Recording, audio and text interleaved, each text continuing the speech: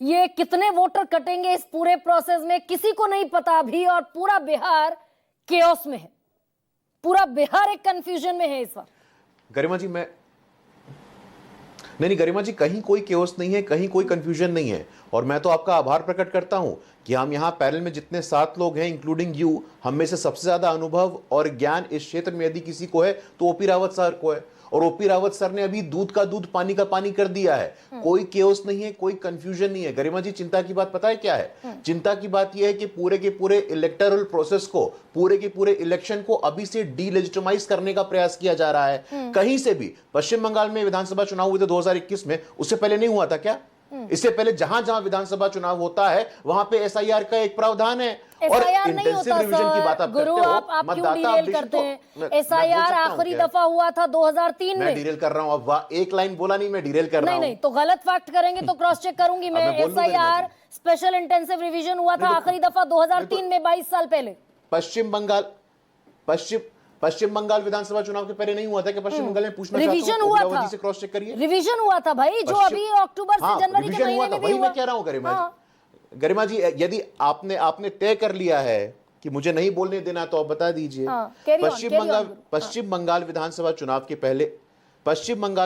चुनाव के पहले ऐसा हुआ था, और प्राय विधानसभा चुनावों के पहले ये होता है। कौन मृतक है, कौन पलायन कर गया है, कौन क्षेत्र में नहीं है, ये पूर्णतः संवैधानिक प्रक्रिया है। Article 324, 325, 326 of the constitution of India, representation of people act section 15 से लेकर के 25 तक, रजिस्ट्रेशन ऑफ इलेक्टोरल रूल्स 1960, ये हमेशा का प्रावधान है। नहीं, प्रावधान ये भी है कि ऑलरेडी अगर कोई इलेक्टोरल रोल में है, एक सेकेंड, अगर कोई वोटर लिस्ट में है गुरु, प्रावधान अभी जगदीप छोकर ने भी बताया, अगर कोई ऑलरेडी वोटर लिस्ट में है तो वो इस देश का सिटीजन है, और अगर उसको डिलीट करने का कोई वैलिड ग्राउंड चुनाव आयोग के पास है, उसे नोटिस जाएगा, नोटिस पर रिप्लाई नहीं मिलेगा, दरवाजे पर नोटिस चिपकाया जाएगा, वो वैलिड रीजन नहीं देगा, तब डिलीशन होगा। यहां तो 3 करोड़ लोगों की गर्दन पर तलवार लटकी है। अब आप गरिमा जी, मैं शांत हो जाता हूं, आप बोल लीजिए। ऐसे एजेंडा सेट करना तो ठीक नहीं है ना। आपने लगातार सेलेक्टिवली कुछ फैक्ट को कोट किया। आपने सेलेक्टिवली कुछ चीजों को कोट किया है। आपने कहा कि ईआरओ जो है वो फाइनल अथॉरिटी नहीं है, आपने गलत कहा है। यहां बैठे ओपी रावत साहब, आप क्रॉस चेक कर लीजिए। ईआरओ के बाद अपील का प्रावधान है डिस्ट्रिक्ट इलेक्टोरल ऑफिसर के पास। तो ERO is not the final authority. आपके शब्द थे आपके प्रारंभिक उद्बोधन में कि ERO is the final authority, ऐसा नहीं है। और 26 जुलाई चुनाव आयोग ने जिस कॉन्स्टिट्यूशन की दुहाई आप दे रहे हैं गुरु, आप बोल लीजिए। नहीं, मैं उस पर मैं करूंगी काउंटर क्वेश्चन। आप इरिटेट हो, आप अनॉय हो, ये आपका विषय है। मैं शांत बैठ जाता हूं। नहीं, मैं बिल्कुल काउंटर क्वेश्चन करूंगी। आप एजेंडा चला लो। नहीं, मैं काउंटर क्वेश्चन करूंगी। आप मेरे एजेंडा को क्वेश्चन कर दीजिए। आप मेरे एजेंडा को क्वेश्चन कर चलाइए। अपना पूरा केओस कंफ्यूजन आप पैदा करिए, आपको पूरा अधिकार है, लेकिन मैं अपने तथ्यों को सामने रख रहा हूं। आप मुझे तथ्यों को सामने किस अधिकार से इलेक्शन कमीशन, एक सेकंड बोला था, आपको एक्सपोज करना जरूरी है। बिल्कुल, मेरे एजेंडा को क्वेश्चन कर दीजिए। मैं बिल्कुल तैयार बैठी हूं आपके बाणों के लिए, लेकिन ये सिटीजनशिप बाण, ये तथ्यों के बाण प्रामाणिकता के लिए बाण है। चुनाव आयोग सिटीजनशिप तय करेगा या फिर रजिस्ट्रार जनरल ऑफ इंडिया तय करेगा? नहीं, गरिमा जी गोल कोस्ट को शिफ्ट मत करिए। अपने प्रारंभिक उद्बोधन में जो चीजें आपसे शायद गलती से मिस हो गई उनको यहां रेक्टिफाई करिए। आप पूछिए ओपी रावत से कि ईआरओ फाइनल अथॉरिटी नहीं है। ओपी रावत जी आपको बताएंगे अपील का 1 महीने का विंडो है, और उस अपील के बाद डिस्ट्रिक्ट इलेक्टोरल ऑफिसर जो है उसके पास फाइनल अथॉरिटी है। तो ये कह देना कि केओस है, कंफ्यूजन है। कुल हमारे यहाँ 7.9 करोड़ रजिस्टर्ड वोटर्स हैं, उसमें 5 करोड़ कहीं से प्रभावित नहीं है। यदि विपक्ष के लोगों को इसमें कोई आस्था नहीं है तो 60,000 से ज्यादा एजेंडा सेट कर रहे हैं आप। 5 करोड़ लोगों को, टोटल 8 करोड़ लोगों को फॉर्म भरकर देना है कि नहीं देना है? नहीं, वही आप नहीं बोलने देना। मैं इरिटेट नहीं होंगी क्योंकि मैं तथ्यों के साथ बात कर रही हूँ। क्या 8 करोड़ लोगों को फॉर्म भरकर देना है कि नहीं देना है? आप गलत बोल रही हैं गरिमा जी। आप सिलेक्टिवली चीजों को कोट कर रही हैं और अपने प्रारंभिक उद्बोधन में दिखा रही हैं। बिहार में कोई क्या 8 करोड़ लोगों को नहीं है। फॉर्म भरकर देना है ना? आप गरिमा जी, आप मैं नहीं बैठता हूं, मैं उठ जाता हूं, आप बोल लीजिए। ये आपका मैं उठ प्रेरोगेटिव जाता हूं, आपको अपना एजेंडा सेट कर लीजिए। ये आपका प्रेरोगेटिव। नहीं, आप और छोकर साहब यहां बैठ नहीं, आप और जगदीप छोकर साहब यहां बैठ करके आपको जो बोलना आप लोग आपस में बात कर लीजिए। बुलाए क्यों आपने मुझको? भाई 8 करोड़ जब लोगों आप को फॉर्म फैक्चुअली भरकर करेक्ट देना होने है को ना गुरु। तैयार नहीं हो, आप गलत बात कर रहे हो ना। आप गलत बात कर रहे हो कि ईआरओ यहां पे आप पूछो। मैं आपको चुनौती देता हूं आपके शो पे, आप पूछिए ओपी रावत जी से कि क्या ईआरओ फाइनल अथॉरिटी है, हाँ या ना, पूछिए। मैं शांत हो जाता हूं। नहीं, गलत प्राइमरी बोलने का तो आपको अथॉरिटी चेक तो करने है का ईआरओ। अधिकार भी गलत as a ट्रैक panelist पर आप हमारे डिबेट पास को है। लेकर जा इस रहे अधिकार हैं। से वंचित मत करिए आप हम बिल्कुल लोगों गलत को। ट्रैक पर डिबेट को लेकर आप जा रहे हैं। क्यों उसका अगर confusion फाइनल पैदा कर अथॉरिटी रही है नहीं है, गरिमा जी? प्राइमरी आप अथॉरिटी करिए, तो है। आपको पूरा अधिकार अच्छा है। सुनिए गुरु, एक सेकंड।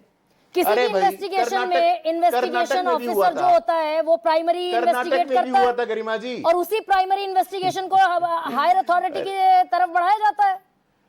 भाई हायर अथॉरिटी को कौन रिपोर्ट हाँ, तो देगा? बढ़ाया जाता है, ईआरओ बताइएगा रिपोर्ट ना, देगा कि नहीं ना। बताइएगा तो हायर अथॉरिटी। अरे भाई गरिमा जी, हायर अथॉरिटी को आप बिल्कुल चुपके से हटा देती हैं और कहती कि प्राइमरी अथॉरिटी ही हायर अथॉरिटी है। ऐसा नहीं चलेगा ना। कर्नाटका विधानसभा चुनाव के पहले भी एक्सरसाइज हुआ था, वेस्ट बंगाल विधानसभा चुनाव के पहले भी एक्सरसाइज हुआ था, और दोनों जगह भारतीय जनता पार्टी को एक्सपेक्टेड रिजल्ट्स नहीं मिले थे। मतलब क्या है? हद हो गई भाई। चुनाव आयोग एक संवैधानिक संस्था है, उसकी स्वतंत्रता पे, उसकी स्वायत्ता पे ऐसे सवाल उठा करके आप पूरे के पूरे इलेक्शन को डीलेजिटिमाइज करने का जो विपक्ष का कुत्सित प्रयास है। तो ये और गरीब अच्छा गुरबे की गुरु, बात हो रही है, वो ये जो 5 करोड़ गरीब गुरबा नहीं है क्या? है। और लालू, अरे भाई गरिमा जी बोलने दीजिए, 10 सेकंड बोलने दो भाई। नहीं, आप ये जो ये गरीब इरिटेट गुरबा होते की हैं ना, बात ये कर रही गड़बड़ है संविधान गुरु। लोकतंत्र की बात। आप सवालों गरिमा जी, को आप वेलकम irritate कीजिए हो रहे हो, ना। आप गलत बोलोगे, तथ्यहीन बात करोगे, एक्सपोज, आप फिर आप बोलो मेरे ऊपर। आप स्टूडियो में बैठे हो, आपका आवाज ऊंचा जाएगा गरिमा जी, आपके दर्शकों को पता है, लेकिन बोलने का मौका तो दोगे आप। मैं बताना चाहता हूं, ये जो गरीब गुरबा की बात आप कर रही हैं और ये लोकतंत्र और संविधान की दुआई हमारे विपक्षी साथी दे रहे हैं। 2 दिन पहले 13वीं बार राष्ट्रीय अध्यक्ष बने हैं, 13वीं बार अपनी पार्टी में लोकतंत्र को ना मानने वाले एक राष्ट्रीय अध्यक्ष बने हैं, और वो दुहाई दे रहे हैं संविधान को बचाएंगे, लोकतंत्र को बचाएंगे। तेजस्वी यादव को प्रमोट करिए, तेज प्रताप यादव को प्रमोट करिए, रोहिणी आचार्य को प्रमोट करिए, मीसा भारती को प्रमोट करिए, राबड़ी देवी को प्रमोट करिए। ये लोकतंत्र और संविधान बचाने की दुहाई आप बिहार के लोगों को मत दीजिए। हाँ। कोई कंफ्यूजन नहीं है, कोई केओस नहीं है, बिल्कुल निश्चिंत रहिए। चुनाव आयोग अपना काम कर रहा है। अपनी बात और से लेकिन पलट गए ज्ञानेश यहाँ कुमार। पे संविधान संगत, ज्ञानेश कुमार अपनी ही संविधान बात से संगत पलट प्रक्रिया हो रही गए। है भाई। ज्ञानेश कुमार ने कहा आधार कार्ड पहचान पत्र के तौर पर नागरिकता प्रमाण पत्र के तौर पर इस्तेमाल नहीं हो सकता। अब ये पूरा पन्ने का विज्ञापन देकर कह दिया कि कोई दस्तावेज ना हो तो भी फॉर्म भरवा कर ले लीजिए। तो अनकॉन्स्टिट्यूशनल काम कर रहा है ना फिर चुनाव आयोग। गरिमा जी, अनकॉन्स्टिट्यूशनल तय करने वाले हम और आप होते हैं क्या? सुप्रीम कोर्ट कहां चला गया? सुप्रीम कोर्ट छुट्टी पे है सुप्रीम क्या? कोर्ट में पीआईएल। अब गरिमा जी तय कर देंगी कि अनकॉन्स्टिट्यूशनल क्या। नहीं, गरिमा जी तय करेंगी कि अनकॉन्स्टिट्यूशनल क्या होता है। जगदीप जी तय करेंगे अनकॉन्स्टिट्यूशनल क्या होता है। सुप्रीम कोर्ट का कुछ काम है कि नहीं है? सुप्रीम कोर्ट को तय करने दीजिए। ऐसा लग रहा है कि सुप्रीम कोर्ट छुट्टी पे चली गई है, इलेक्शन कमीशन कॉम्प्रोमाइज हो गया है। अरे संविधान लोकतंत्र की दहाई देने वालों को कम से कम अपने गिरबान में झांक करके देखने की आवश्यकता है। बूथ वायलेंस, पोल वायलेंस, बूथ कैप्चरिंग को जिस व्यक्ति ने इंस्टीट्यूशनलाइज किया इस देश में, वो व्यक्ति आज संविधान और इसकी बात कर रहा है। मुझे समझ में नहीं आता है, ये मेरे समझ से परे है। कहीं से भी कोई केओस नहीं है, कोई कंफ्यूजन नहीं है। कुछ एजेंडा चलाने वाले लोग जानबूझ करके भ्रमित कर रहे हैं, पूरे के पूरे इलेक्टोरल प्रोसेस को डिलेजिटिमाइज कर रहे हैं, क्योंकि उनको दिख रहा है कि उनका पराजय सामने है। अच्छा, वो गुरु, शिकस्त का सामना करने अब से एक डर सेकंड, रहे हैं, राजीव और जी, इसलिए अभी से राजीव ही जी, चुनाव आयोग की निष्ठा पे चुनाव सवाल आयोग खड़ा ने कर रहे हैं। पहले करने कहा दीजिए 8 उनको।